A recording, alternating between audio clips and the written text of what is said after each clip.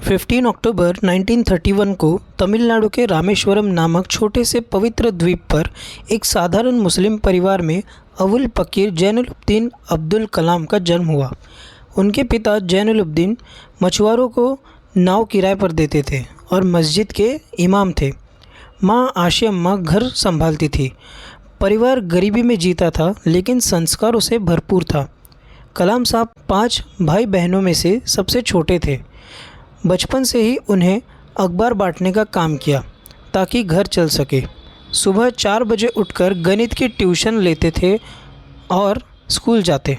रामेश्वरम की पंचायत प्राथमिक विद्यालय में पढ़ते हुए उनके शिक्षक इयादुराई सोलोमन ने उन्हें जीवन का पहला सबक दिया। सफलता के लिए तीव्र इच्छा, आस्था और अपेक्षा चाहिए। 5वीं कक्षा में आकाश में पंछियों को उड़ता देख कलाम साहब ने मन में ठान लिया, मैं भी एक दिन उड़ान भरूंगा। 1954 में त्रिचिरापल्ली के सेंट जोसेफ कॉलेज से फिज़िक्स करने के बाद 1960 में मद्रास इंस्टीट्यूट ऑफ टेक्नोलॉजी से एरोस्पेस इंजीनियरिंग की डिग्री ली। एक बार प्रोजेक्ट डेडलाइन पर डीन ने उन्हें कड़ी चुनौती दी, लेकिन कलाम साहब ने न सिर्फ प्रोजेक्ट पूरा किया बल्कि इम्प्रेस भी कर दिया। वे फाइटर पायलट बनने के लिए इंडियन एयरफोर्स की परीक्षा में 90 नंबर पर आए, लेकिन सिर्फ 8 सीटें थी। फिर भी उन्होंने कभी हार नहीं मानी। 1960s में उन्होंने defence research and development organisation DRDO join किया। पहले हॉवरक्राफ्ट पर काम किया। 1969 में उन्होंने भारतीय अंतरिक्ष अनुसंधान संगठन इसरो में शामिल हुए। विक्रम साराभाई, सतीश धवन और ब्रह्म प्रकाश जैसे गुरुओं के मार्गदर्शन से उन्होंने भारत का पहला स्वदेशी उपग्रह प्रक्षेपण यान SLV-3 का नेतृत्व किया। 18 जुलाई 1980 को रोहिणी उपग्रह सफलतापूर्वक अंतरिक्ष में पहुंचा। पूरा देश जश्न मना रहा था। 1982 में वे DRDO के निदेशक बने। उन्होंने एकीकृत guided missile development programme IGM-DP की कमाल संभाली। पृथ्वी, अग्नि, त्रिशूल, आकाश और नाग 5 मिसाइलें एक साथ डेवलप हुई। उन्होंने मिसाइल मैन ऑफ इंडिया कहा जाने लगा।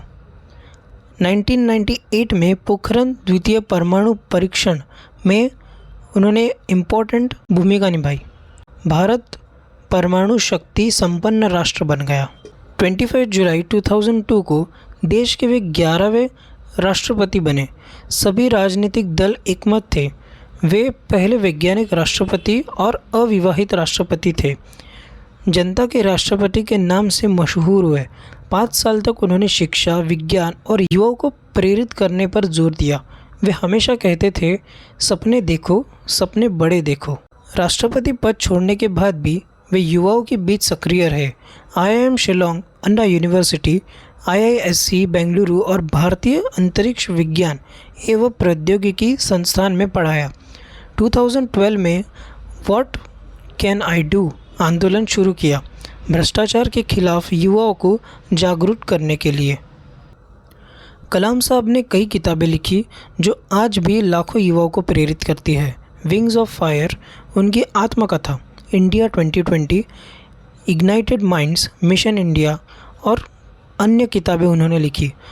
वे तमिल कविताएं लिखते थे, वीणा बजाते थे, कर्नाटक संगीत सुनते थे, कुरान, गीता और तिरुकुरल तीनों धर्म ग्रंथ पढ़ते थे। हिंदू मुस्लिम एकता के जीवंत प्रतीक थे। 1981 में उन्हें पद्म भूषण, 1990 में पद्म विभूषण और 1997 में भारत रत्न से सम्मानित किया गया। दुनिया भर से 40 से ज़्यादा विश्वविद्यालयों ने उन्हें मानद डॉक्टरेट दिए। पूरे भारत ने उनके जन्मदिन को विश्व विद्यार्थी दिवस घोषित किया।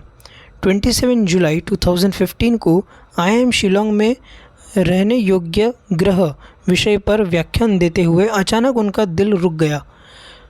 शाम 6:30 को उन्हें अस्पताल ले जाया गया, लेकिन रात के 7:45 बजे उन्होंने अपनी अंतिम सांस ली।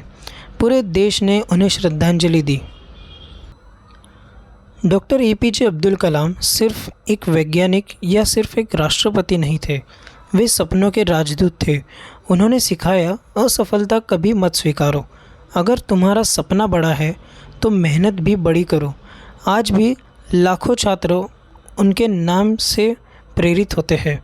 वे कहते थे, भारत 2020 तक विकसित राष्ट्र बनेगा।